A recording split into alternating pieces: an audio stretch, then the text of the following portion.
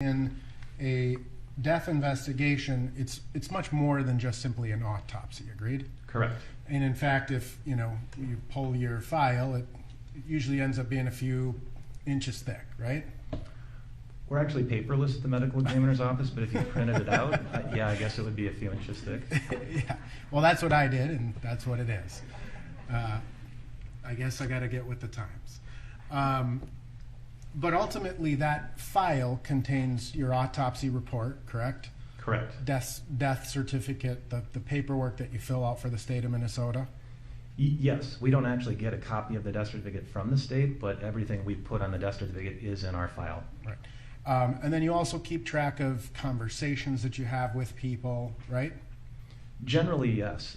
That's usually more my investigators who are talking to family, treating physicians, hospital records departments and stuff.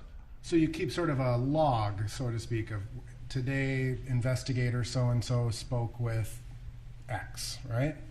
Again, I don't personally do that so much, but yes, my investigators do. Right. And it's all a part of this file, right? Correct.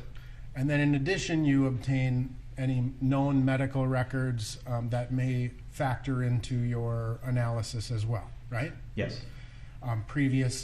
You had received some hospital records from HCMC regarding Mr. Floyd, correct? Correct. But you don't go out and try to search, or perhaps you do, try to search for every provider that he or that any person generally may have seen, right? In most cases, that's correct, Counselor. There wouldn't be a lot of point in us trying to get every medical record ever generated for a particular decedent. It would only be if I thought it would help me understand the cause and manner of death better. Okay, fair enough. Now, I want to talk to you first about the word complicating. How do you define the word complicating as you used it as to the cause of Mr. Floyd's death? I use the word complicating the way I think most physicians use the word complications, and I'm guessing that most people who've ever been a patient or had a loved one who's been a patient knows what physicians mean by the word complications. It means that an intervention occurred and there was an outcome that was untoward on the heels of that intervention. So, for example, somebody goes into the hospital for hip surgery and they develop a blood clot in their leg. That's a complication. You get started on a new medication for a heart condition and you have an allergic reaction to it. That's a complication. So it's an untoward event on the heels of an intervention that happened. That's how I look at it as a physician. Right. And it could be during an incident as a result of an incident, right? Again, we don't usually use the word incident in medical practice, but yeah, it could be an immediate complication as a result of a medical intervention or therapy, or it could be what we call a delayed complication. Right. And there are certain circumstances that precede those complications. Agreed?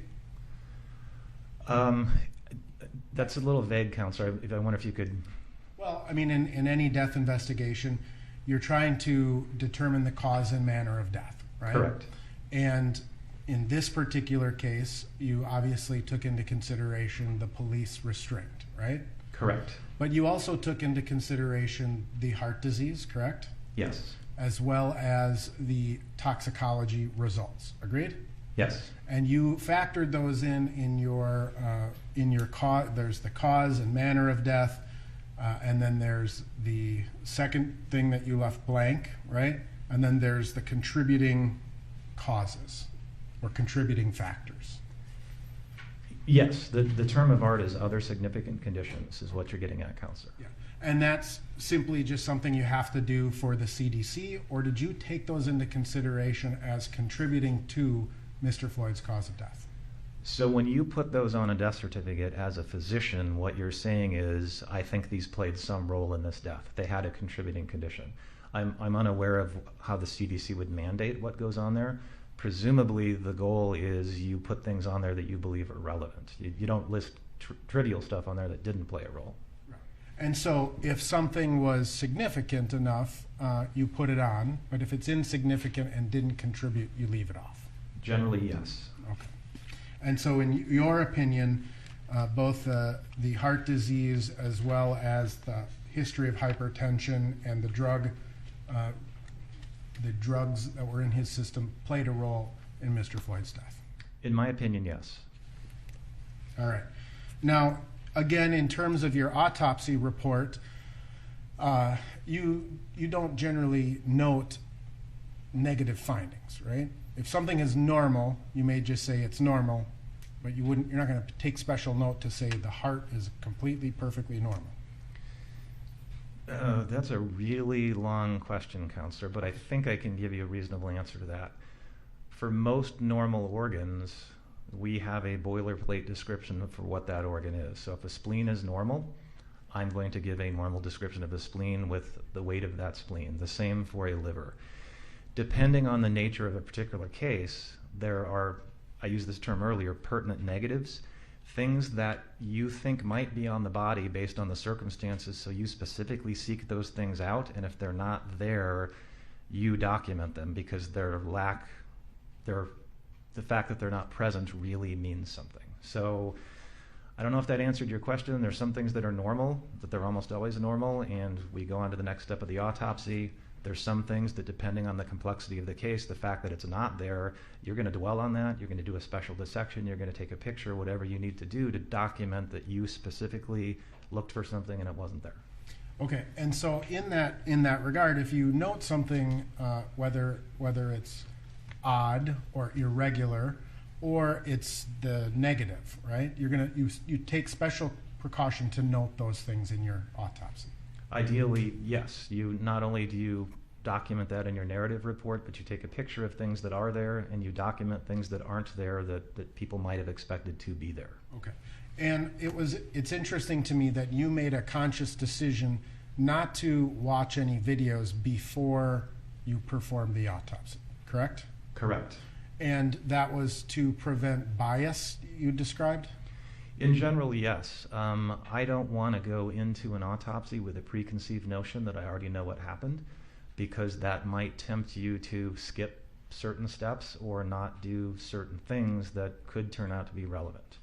So, and just full disclosure, counsel, to fully answer the question, I did see the video that the entire world saw later that day after Mr. Floyd's autopsy. I did not release his body until the following morning. So had I seen something on the video that triggered yet another thought in my mind, I still had the chance to act on it. I did not want that to be in my mind when I physically performed his autopsy on the morning of the 26th. Understood. But you had received some briefing from law enforcement or from somebody to say, here's generally what we know about what happened. It was pretty high level, but yes, I got a phone call from the BCA that a man had gone unresponsive in police custody while he was being restrained. He had died at Hennepin County Medical Center, and that was largely what I knew going into the autopsy. I believe I was aware that there had been pressure applied to his neck, but beyond that, that's pretty much what I knew going into the autopsy. So you took special, because you had learned that there was potential pressure to the neck, you took special steps to look at the neck area, shoulders, etc., right? Yes. And because of that, you did this unique incision or this specific incision to lift the skin off to look under the surface, so to speak. That's correct. All right, and we'll come back to that in a second. You did note, I want to focus on the heart for a little bit. You noted that the heart was dilated. Yes. What causes that? So dilated is just fancy medical lingo for has gotten a little bit bigger than it used to be. Like when you blow up a balloon, it dilates, for lack of a better lay description.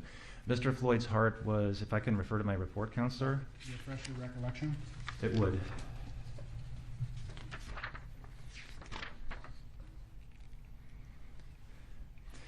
So I described the ventricles, which are the two main pumping chambers of the heart, the right and left, as mildly dilated in Mr. Floyd's case.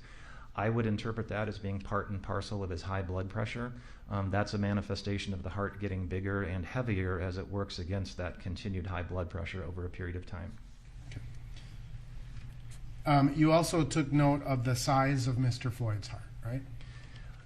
It's actually the weight, Counselor, but yes, weight. Absolutely did take note of the weight, yes. All right, and that was 540 grams? That is correct.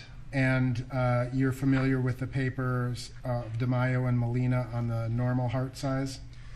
I am familiar with DeMaio and Molina paper, although the one that I usually use is the Kitzman paper from the Mayo Clinic. Okay. And what's the maximum size of a heart under that standard? So the Kitzman paper normalizes heart weights as a function of your body length and your body weight. Because if you think about it, a very large person is going to have a larger heart than a very small person. So you don't want to penalize people for being too big or too small. That's why you normalize their heart weight. So in Mr. Floyd's case, the upper limit of normal for his body length, according to the reference that I use, is 510 grams. The upper limit of normal for his body weight would be 521 grams. Again, he was 540 grams, and so he is outside the upper limit of normal. That means on the bell-shaped distribution of heart weights for a man his size, he's way out on one of the tail ends, the heavy end. Okay. And all of these various standards in terms of the weight of a heart, they're peer-reviewed? As far as I know, yes. The reference I use is from the Mayo Clinic proceedings, which I'm going to assume is peer-reviewed. Right. And as would be, say, DeMaio and Molina's or the Northwestern studies or any of these other studies? I'm not familiar with the other studies you're referencing, Counselor. The DeMaio and Molina paper, I believe, was published in the American Journal of Forensic Medicine and Pathology, which I know to be peer-reviewed. Okay. And you would agree that the larger the heart is, the more blood it needs to provide adequate oxygenation. Agreed? As a general rule, I would say that is true, yes. What types of things cause a person's heart to be bigger than normal? The most common cause by far in adults in the developed world would be high blood pressure. There are a number of far less common causes. Aortic valve disease could do it if the heart's pumping against a defective valve. There are genetic causes of an enlarged heart. Typically, we can tell those by looking at the heart grossly and microscopically. Those are much farther down the list than high blood pressure, which again is the number one by a long shot. And based on your review of Mr. Floyd's medical records, you determined that he has a history of high blood pressure, correct? Yes, it was very helpful to learn that from his medical records. He was known to be hypertensive. Can you describe the narrowing or the stenosis of the coronary arteries a little bit more detail? I can, Counselor, if I may refer to my report again. So as I mentioned when I was describing the photographs earlier, he had 75% proximal and 75% mid narrowing of his left anterior descending coronary artery. Again, in most people, that would be the largest of the three coronary arteries. He had 75% narrowing of the first diagonal branch of his left anterior descending coronary artery. And then in his right coronary artery, which in most people is the second largest of the three, he had 90% proximal narrowing. All right. And what do forensic pathologists generally consider to be enough narrowing of the arteries to cause a sudden death? We usually look to 75% greater as capable of causing sudden death. And are you familiar with myocyte necrosis? Yes. And do you have to have myocyte necrosis to cause a sudden death? No, you do not. In an arrhythmia, there would be no necrosis, correct? So an arrhythmia is an electrical phenomenon, not an anatomic one, and so I really can never diagnose an arrhythmia post-mortem. We just have to infer that from the circumstances and from the condition of the coronaries. And when we describe hypoxia of the heart, that's the reduction of oxygen to the heart, correct? Correct. And can you,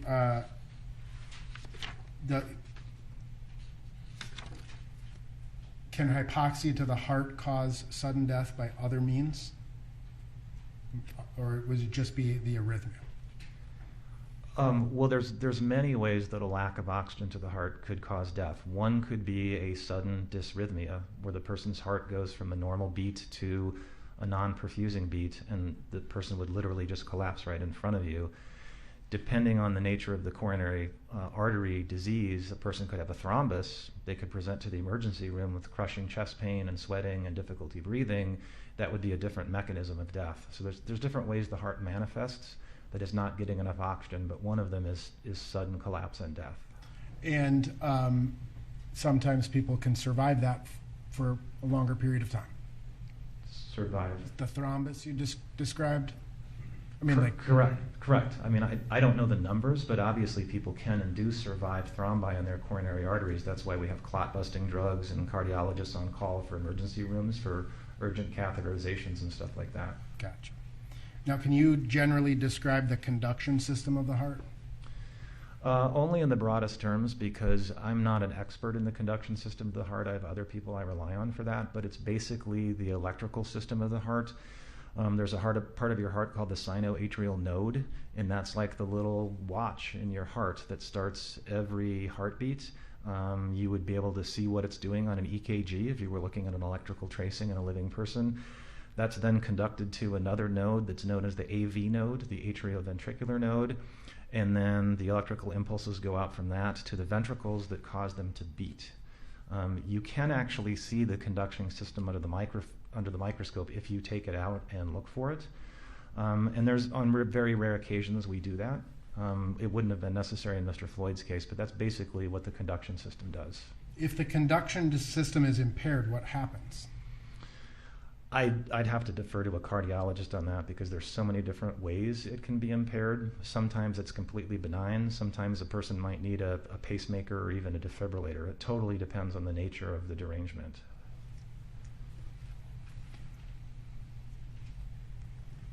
Which of the arteries supplies that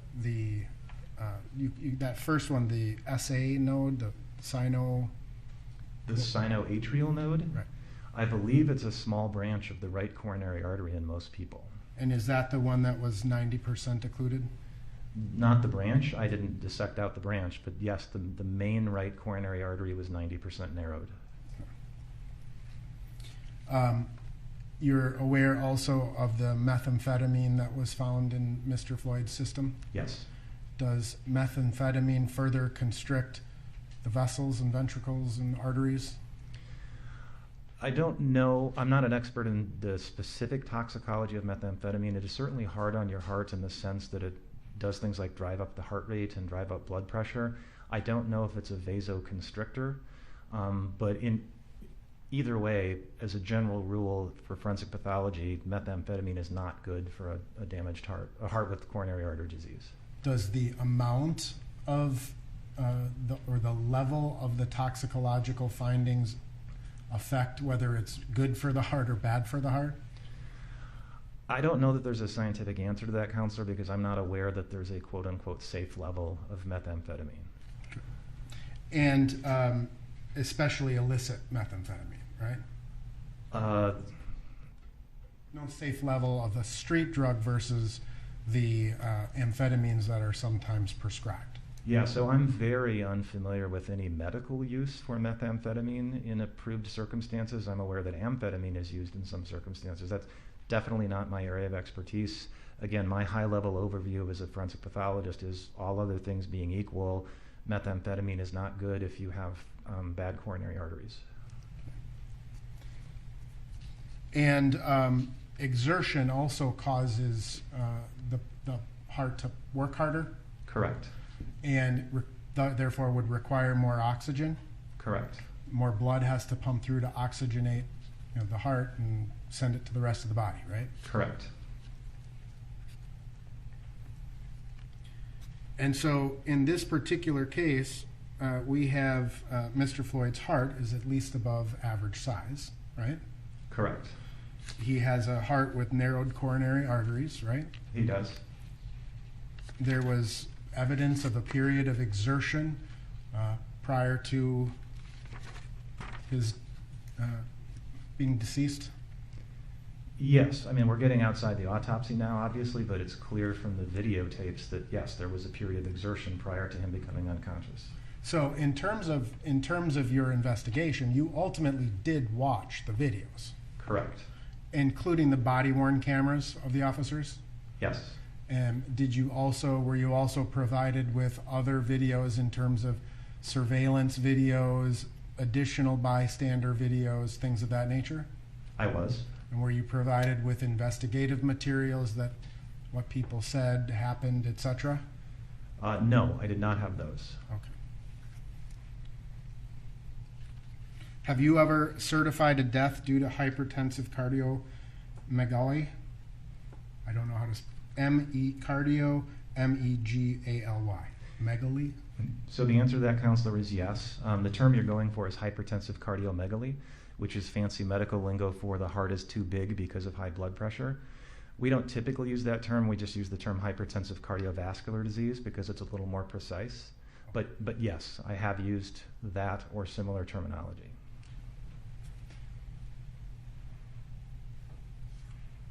Have you ever certified a death due to atherosclerotic cardiovascular disease? Yes. And similar narrowings of the arteries compared to Mr. Floyd? Yes.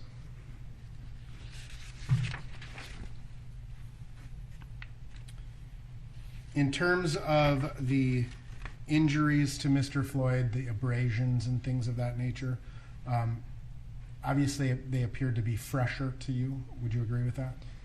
They do appear to be fresh, but I want to be very careful in my answer. There's not any literature that allows you to date those kinds of injuries with any precision. Presumably there's contextual data that would allow us to know that Mr. Floyd didn't have those abrasions, an hour before he died or whatever. If you just showed me those abrasions blindly, could I tell you how old they are as a pathologist? And the answer is no, not with any precision. Right. And in terms of the abrasions that we looked at on Mr. Floyd's body, they could have been from the period of time he was restrained on the ground, agreed? Correct. They could have also been consistent with the period of time where he was taken to the ground or brought to the ground, right? Well, that would be true as long as there's something in his environment that would explain those abrasions. I mean, some of those would take a fairly rough surface to produce. A smooth surface you wouldn't really expect that to cause those. Understood, but if you were in the midst of a struggle with police officers and the police officers brought Mr. Floyd to the ground, the moment of impact with the ground could have resulted in some of those abrasions. Objection, Your Honor. It's beyond the scope and calling for speculation. Overruled. Would you mind repeating the question, Counselor? Sure. Some of the abrasions that we looked at, it would also be likewise consistent with Mr. Floyd being taken out of a police car and put onto the ground. Same objections beyond the scope of the autopsy. Overruled.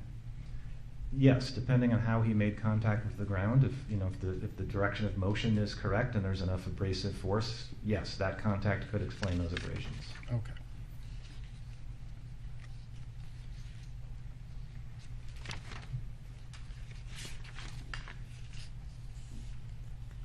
Would you agree with the general proposition that the prone position is not inherently dangerous? As far as I know, based on my understanding of the medical literature, that is true. Now, in terms of your autopsy reports, there is no,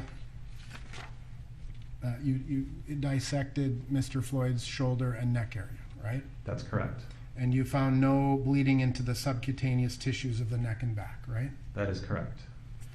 And there's no bleeding into the muscles of the back, correct? That's correct. And you don't have any section in your autopsy report to describe any injuries whatsoever to Mr. Floyd's neck and back like you do other areas of the report.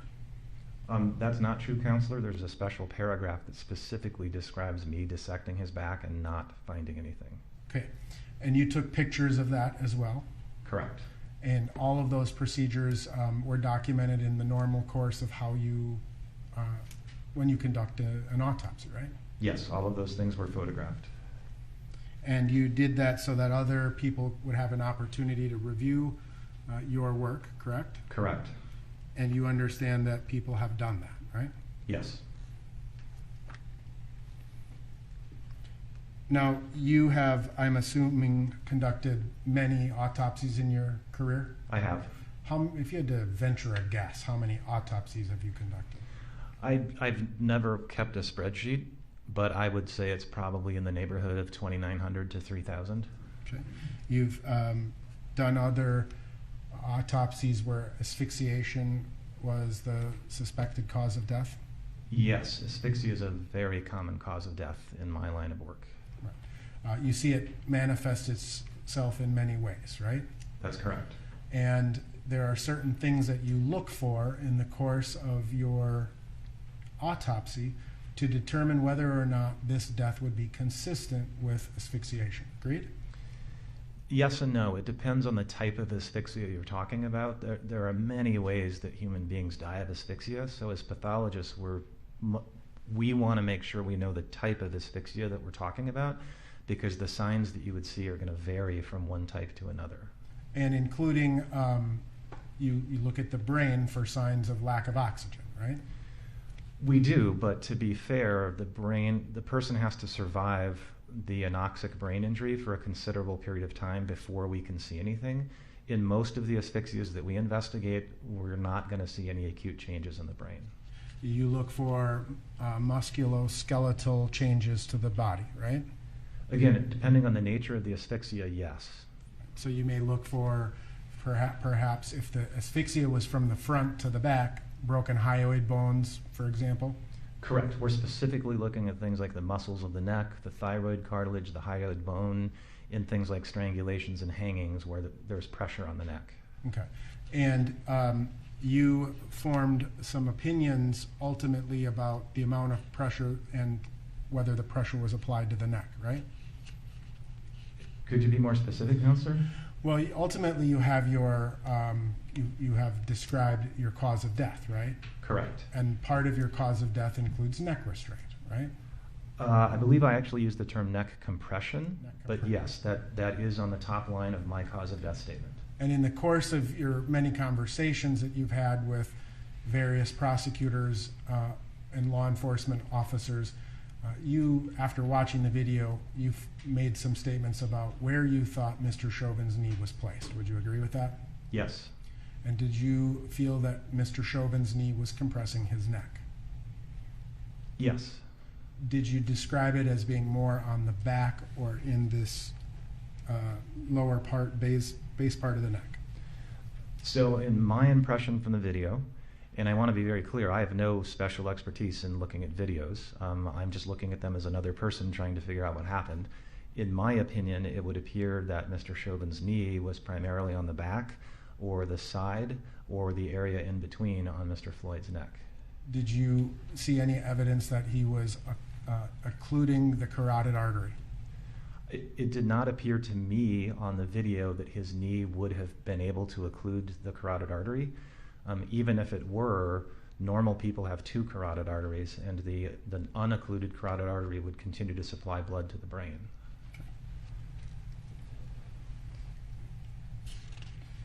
And when you look at deaths by manual strangulation, for example, are you also looking for bruising? Yes. You're looking for bruising. Do you see that bruising in the majority of your cases or not in the majority of your cases? Well, keep in mind that my patients are all deceased. And so if my patients were strangled, it was so significant that they died. And I say that because if you were to ask an ER doc for her experience looking at living strangulation victims, you might get a different answer. In my world, we typically see bruises on the outside of the neck. We see abrasions on the neck. We see bruises to the small muscles of the neck. Depending on the type of strangulation and how old the decedent was, we can even see fractures of the thyroid cartilage and the hyoid bone. And we often see petechiae as well, which are little tiny blood spots on the lining of the eyes. Sometimes you can see them on the face, on the inside of the lips, even the inside of the mouth. And did you observe any of those signs in this case? No, I did not. And in terms of, when you think about just kind of the classic strangulation, I'm taking my fingers and my hands and I'm applying pressure to your neck, even those small fingers, you would expect to see bruises consistent with the size of my fingers, right? Again, in my line of work, we more often than not see bruises. You did say consistent with the size of your fingers. That might be true on television shows, but in the real world, there's not a lot of correlation between the size of bruises we see and the size of assailants' hands. But we are looking for those telltale bruises. All right. And in terms of, in this particular case, the knee, the placement of the knee being a pretty bony, hard, round object, right? Yeah, I mean, it's pretty concentrated right under the kneecap at the fourth. Right. And of course, the shin bone is just below the skin, right? Yes. And it's sort of triangular in its nature, right? On cross-section, yes. And so if a substantial amount of force was being used by the knee or the shin bone on the neck or back area in your line of work, and if that force was sufficient to asphyxiate him, would you expect to see bruising? I would expect to see bruising, but I don't know that the lack of bruising excludes that. You and I kind of just pivoted from strangulation, which is really pressure to the front of the neck, to the pressure of the back of the neck. And that's just not something that I think we see as medical examiners, pressure to the back of the neck explaining a strangulation. Or an asphyxiation. Correct. So is there any objective medical finding in your autopsy that shows a sufficient or significant amount of pressure to the back? Again, I think we've covered this. I did not find any injuries to Mr. Floyd's back, not on the outside of his body, not looking at the soft tissue under his skin to make sure I didn't miss any occult bruises. I didn't find any bruises on his back. Okay. Did you find any hypoxic changes to Mr. Floyd's brain? I did not, but again, a person has to survive for many hours before we would be able to see those as pathologists. You're generally familiar with a hypoxic death and how that occurs? Again, counselor, it really depends on the nature of the asphyxia. Keeping in mind, in my world, asphyxia is hangings, it's strangulations, it's carbon monoxide poisoning, it's drownings. There's all different ways people can be asphyxiated. It really depends on which mechanism you're talking about. Well, generally, regardless of the mechanism, would you generally see symptoms consistent with hypoxia? Would a person exhibit certain symptoms? So symptoms is a little outside my bailiwick because we're talking about living people, and I don't treat living people who are suffering from hypoxia of any cause. So, I mean, Dr. Thomas, who just testified, would testify that you may see confusion when someone is going into a hypoxic state. Objection, Your Honor, to the characterization of Dr. Thomas's testimony. Rephrase as Certainly. what he agrees to. So your role as a medical examiner, right? You take into consideration information from lots of different sources. That Right? is true. And there may be cases where you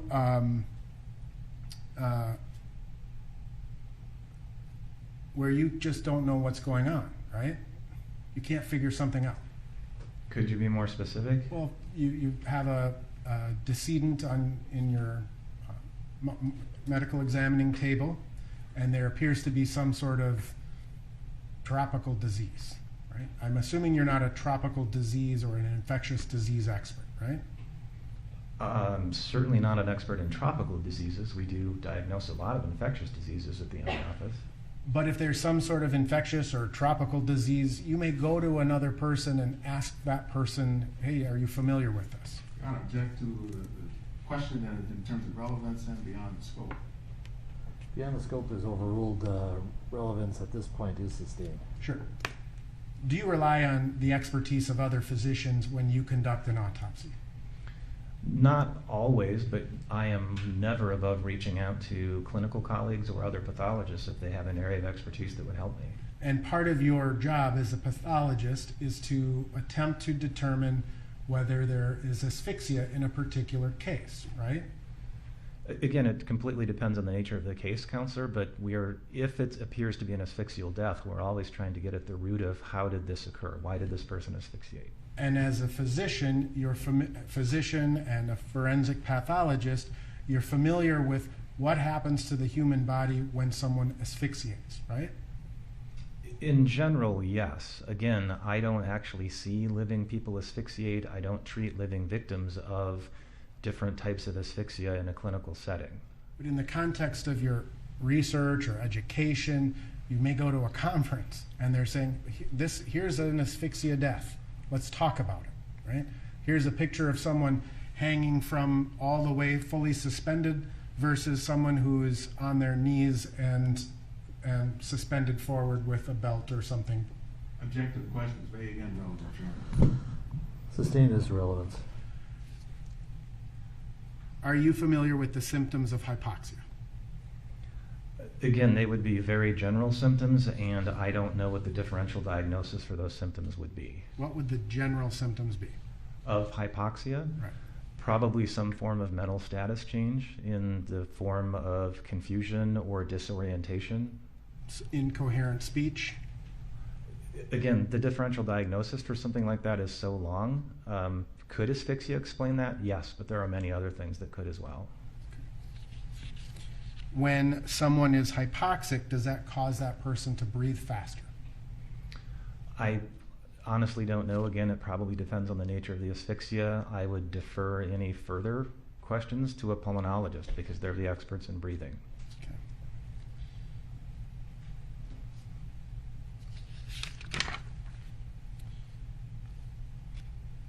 Would you, based on your understanding, you reviewed the toxicology of Mr. Floyd, right?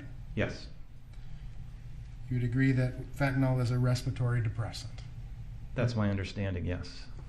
that it slows breathing, resulting in lower oxygen levels, It can, yes. and similarly increasing the carbon dioxide, correct?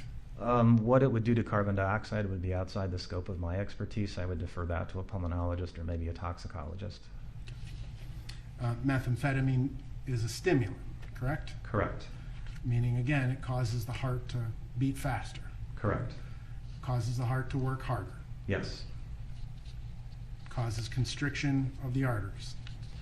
I believe you already asked me that, counselor, and my answer was I don't recall if that's a specific mechanism of methamphetamine, but I would acknowledge that it increases your heart rate and the work of the heart. So, have you certified deaths by overdose? Hundreds of times a year. Have you certified deaths as an overdose where the level of fentanyl was similar to the level of fentanyl in Mr. Floyd? Yes. Have you done so where levels were lower Yes. or were higher? Yes. What's the lowest level of death by fentanyl overdose that you have certified? Without doing a search of my office's records, I'm not prepared to give you an answer on that. I know I've seen levels as low as 3 nanograms per ml and possibly lower. Like all death investigations that we do, if it involves a drug overdose, you also want to try to piece together the person's history of how much they've been using it, how long they've been using it, if they're tolerant to it at all. There's a lot of variables that go into it, but I've seen levels as low as 3, in some cases even lower if there's other intoxicants on board, such as alcohol or benzodiazepines. So the combination of drugs in any person's system is a relevant consideration. I'm sorry, did you say irrelevant or Relevant, a relevant consideration. Yes, combinations of drugs and interactions of drugs can be relevant. And that's why you included both the heart condition of Mr. Floyd as well as his toxicology findings as other contributing issues to his death, correct? That's correct. All right. Now, I just want to kind of review with you the history of your involvement in this case, if that's okay. Okay. Obviously, Mr. Floyd was deceased on May 25th of 2020, correct? Correct. You performed the autopsy on the 26th, Yes. and after the autopsy, you had a meeting with some Hennepin County attorneys, correct? Correct. On May 26th, correct? Yes. And do you recall telling them that the autopsy revealed no physical evidence that Mr. Floyd died of asphyxiation? I don't know what my specific language is, but yes, that is what I conveyed to them, was the lack of anatomical findings that would support that conclusion. All right. And you told them that you had avoided watching the videos at that point, right? Until after I'd performed the autopsy, yes. All right. Do you recall telling them certain factors that you thought contributed to the death? Your Honor, object on the grounds of hearsay and cumulative. Members of the jury, you should consider any statements made outside of court as possible impeachment of the witness's testimony and not for what is actually being asserted. Mr. Nelson, you may ask that question. Thank you. Do you recall telling the Hennepin County Attorney's Office on May 26, after you conducted your autopsy, what you thought the contributing factors were to his death? I don't recall the specifics of that conversation. As far as I know, the only narrative record of that conversation would be what they wrote down. I would be shocked if I did not tell them about Mr. Floyd's heart condition, because obviously I knew that the moment the autopsy was done. I couldn't have known the toxicology results the afternoon of the autopsy because I wouldn't have those back for several more days. So you found initially that his heart condition was pretty significant, right? Yes, you would know that walking out of the autopsy suite. You received the toxicology on June 1st of 2020? Could I refer to my record and see if that's correct? Yes. On or about June 1st? That is correct. And I'm going off the toxicology report itself. It appears that it was issued on the morning of June 1st at 7:04. Okay. Do you recall having a conversation with Hennepin County prosecutors about the significance of the toxicology findings? I recall having the conversation. I don't recall the specifics of it, but I'm certain that I would have relayed the toxicology findings to them. Do you recall describing the level of fentanyl as a fatal level of fentanyl? I recall describing it in other circumstances. It would be a fatal level, yes, in other circumstances. And would you agree that one of the causes of the pulmonary edema that you communicated to the county attorneys was also fentanyl? Fentanyl can certainly be a cause of pulmonary edema. As I indicated earlier in previous questioning, it's confounded by the fact that Mr. Floyd had quite a bit of CPR, and so I find the pulmonary edema much less specific, given that he survived and made it to the hospital for a period of time. Do you recall telling the county attorney's office that had you found Mr. Floyd under different circumstances, you would have determined this to be a fentanyl overdose? So I don't recall specifically what I told the county attorney, but it almost certainly went something like this. Had Mr. Floyd been home alone in his locked residence with no evidence of trauma, and the only autopsy finding was that fentanyl level, then yes, I would certify his death as due to fentanyl toxicity. Again, interpretation of drug concentrations is very context dependent. You then were also interviewed by the Federal Bureau of Investigation on or about July 8th of 2020? I believe it was the Federal Bureau of Investigation and or the U.S. Attorney.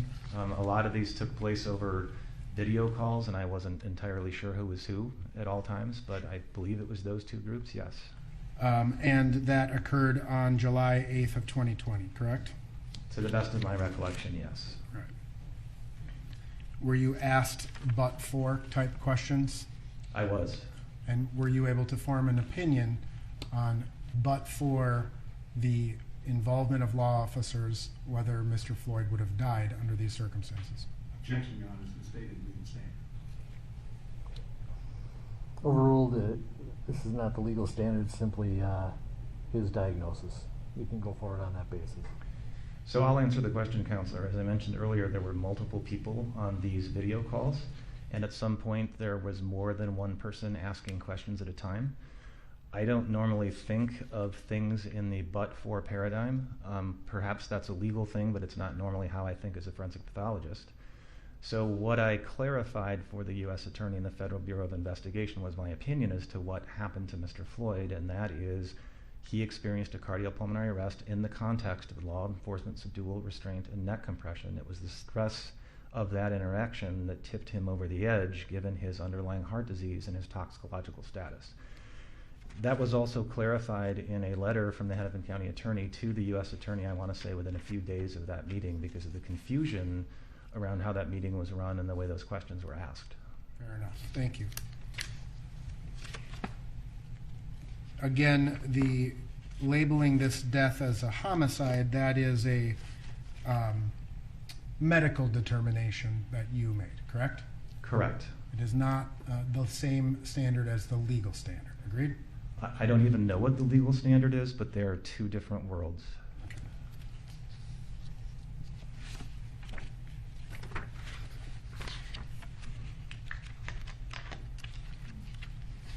Now, in terms of your, again, involvement in this case, you have actually testified twice in connection with other proceedings, right? Yes. Regarding the death of Mr. Floyd, right? Yes. And the first of those testimonies occurred 20th of August, 2020? Yes. You understand that those were transcribed and under oath, correct? Correct. And you have had an opportunity to review those transcripts? I have. All right. The first time you testified in connection with the death of Mr. Floyd, at any point do you recall saying that I have to defer to some other specialty? I believe I said that multiple times. The first time you testified or the second time you testified? I recall it was much more frequent the second time. I don't recall how often it happened the first time, if at all.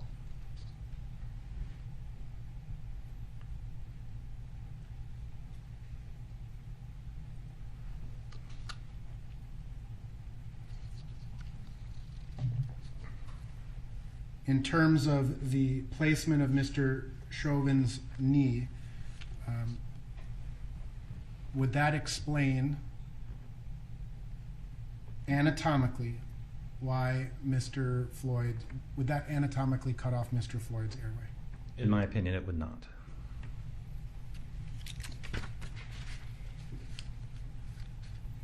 Did you testify extensively about the significance of the coronary arteries and the heart disease? I'm not sure what you mean by the word extensively, Counselor. If we need to pull out the transcript, we can. I'm not sure what the word extensively means in this context. Okay.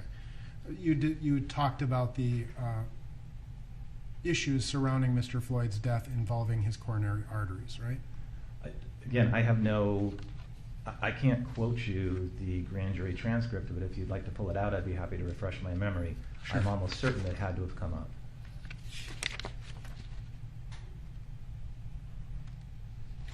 May I approach the witness, Your Honor, For what purpose? to refresh his recollection as he requested? Let's lay the foundation for refreshing first.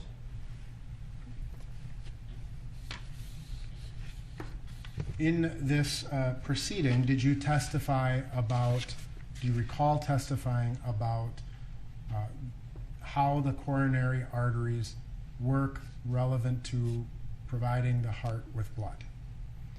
I'm almost certain that I would have. I can't imagine that I didn't, but I don't recall how extensively that took place without looking at the transcript again. Would looking at the transcript refresh your recollection about your testimony in that connection? In Sure. connection with it? May I approach?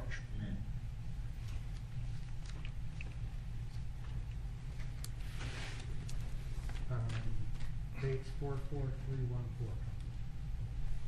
Page 26. What date? 26. No, it's in the offer.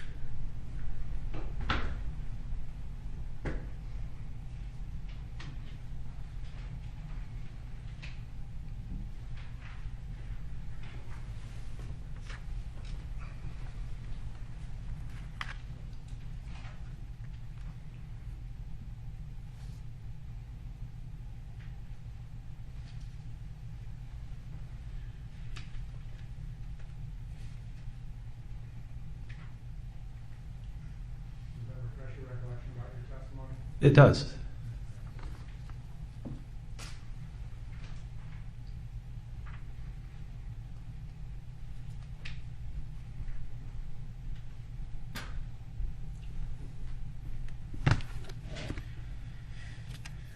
So what was the problem with the coronary arteries in this context? I believe it's essentially the same answer I gave the jury earlier, which is because of the degree of narrowing of Mr. Floyd's coronary arteries, they have a limited ability to supply extra blood and oxygen to his heart muscle when he needs it. On top of that, he's got a larger heart than a man his stature would normally have because he's hypertensive, and so that heart is going to need more oxygen, which those coronaries have a limited ability to deliver. And how do you think the introduction of methamphetamine to that scenario impacts? Again, I can only give that a high-level answer as a forensic pathologist. I don't treat living people who have methamphetamine toxicity, but my understanding is methamphetamine is hard on the heart.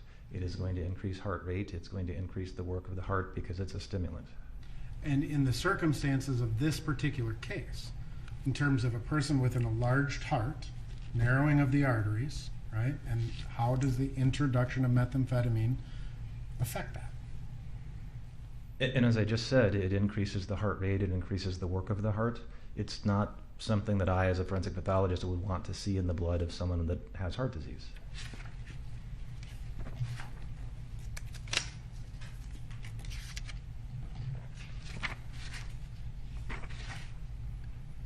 Did you describe it as a multifactorial process, the death of Mr.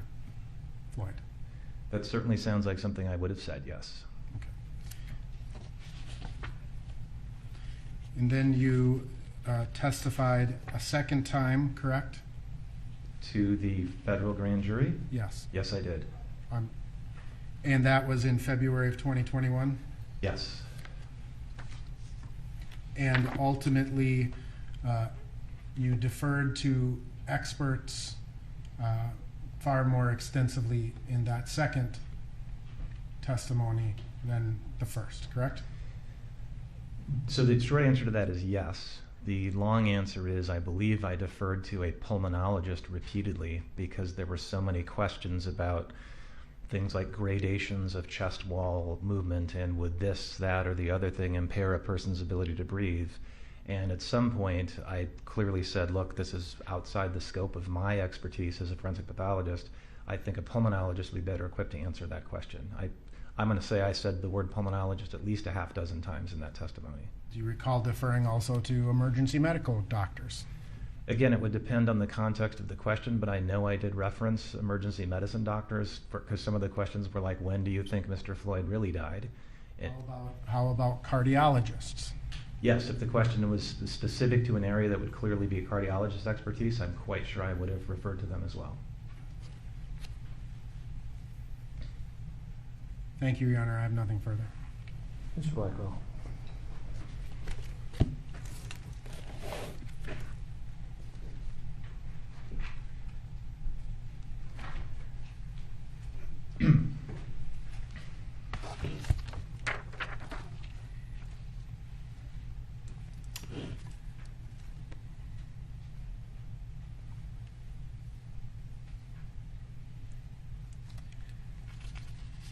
Dr. Baker, I'm going to be brief. So if we could look up, Brett, the section on cause of death. So, Dr. Baker, take into account the entire exchange you had with Mr. Nelson on Mr. Floyd's medical conditions, on whatever testimony you gave, wherever you gave it. I want to bring our attention back to what's reflected in Exhibit 193. And taking all of that into account, what today remains your opinion as to the cause of death for Mr. Floyd? So my opinion remains unchanged. It's what I put on the death certificate last June. That's cardiopulmonary arrest complicating law enforcement subdual restraint and neck compression. That was my top line then. It would stay my top line now.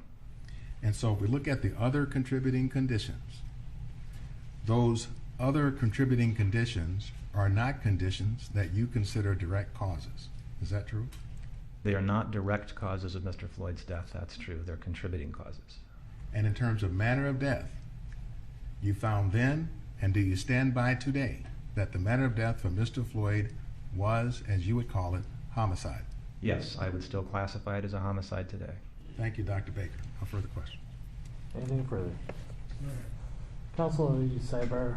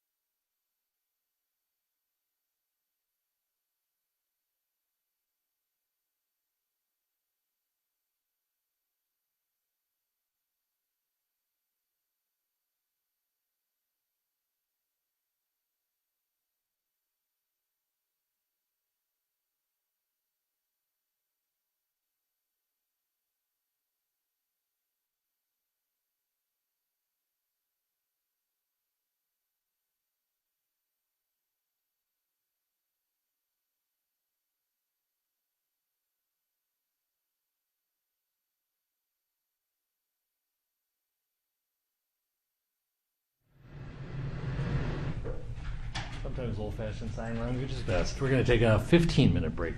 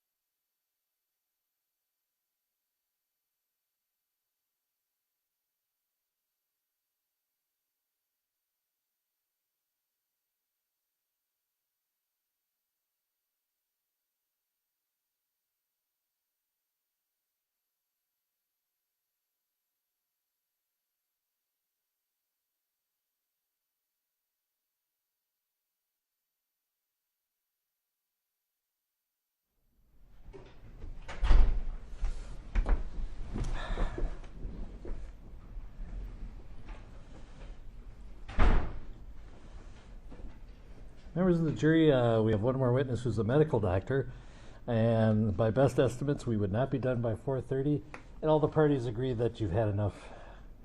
We're going to send you home and come back on Monday. So we would probably be here past 5 o'clock if we go to the next witness. And it's been a long week for everybody, so let's all go home, have a good weekend. Don't talk to anybody about the case, and don't read any media. And we'll see you Monday. Let's shoot for 9:15. Actually, it's going to be at least 9:30, so because we have legal issues to talk about before that. But so it'll be 9:30, but you can do your usual routine. Thank you.